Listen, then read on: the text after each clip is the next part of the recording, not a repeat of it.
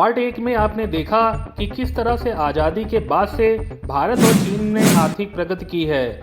अब देखते हैं पार्ट टू।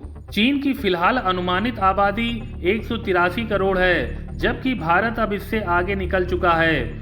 1981 में चीन में 88 करोड़ लोग गरीबी रेखा के नीचे जीवन यापन करते थे, लेकिन चीनी सरकार के दावे के मुताबिक अब चीन में एक भी शख्स गरीबी रेखा के नीचे जीवन यापन नहीं करता है। भारत में 1974 में 56% जनता गरीबी रेखा के नीचे जीवन यापन करती थी। संयुक्त राष्ट्र के मुताबिक 2019 में भारत में फिलहाल अनुमानित 28% लोग गरीबी रेखा के नीचे हैं। भारत और चीन दोनों की कोशिश है कि लोगों को गरीबी रेखा से निकालकर मिडिल क्लास में लाया जाए।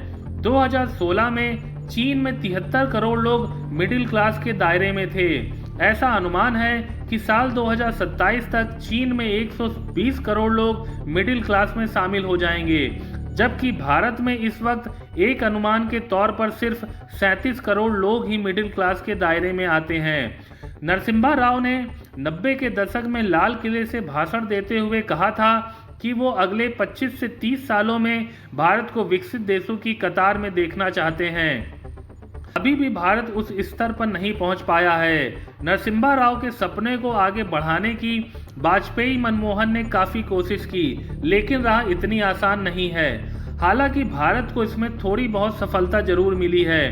पीएम मोदी भारत को 5 ट्रिलियन की अर्थव्यवस्था बनाने का सपना देखते हैं। अब देखना है कि वो इसमें कब तक कामयाब हो पाते हैं। फिलहाल भारत की जीडीपी का आकार 2.7 ट्रिलियन डॉलर का है। चीन की अर्थव्यवस्था 16 ट्रिलियन डॉलर की है। चीन के राष्ट्रपति शी जिनपिंग ने चीन को 100 ट्रिलियन युआन यानी 16 ट्रिलियन डॉलर की अर्थव्यवस्था बनाने का सपना देखा था, जो उन्होंने कर दिखाया है।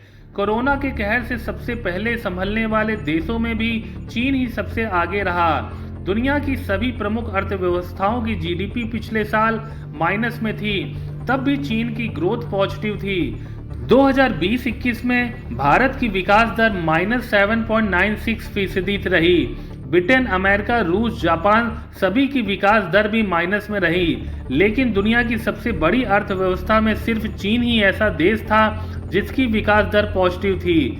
पिछले साल चीन की विकास दर में बढ़ोतरी 2.27% रही। इसमें एक बार फिर साबित कर दिखाया कि चीनी अर्थव्यवस्था के खंभे कितने मजबूत हैं। फिलहाल अमेरिका इस वक्त दुनिया की सबसे बड़ी अर्थव्यवस्था है।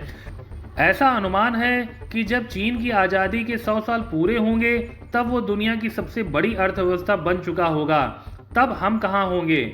अनुमान के मुताबिक हम भी उस वक्त दुनिया की दूसरी सबसे बड़ी अर्थव्यवस्था बन जाएंगे।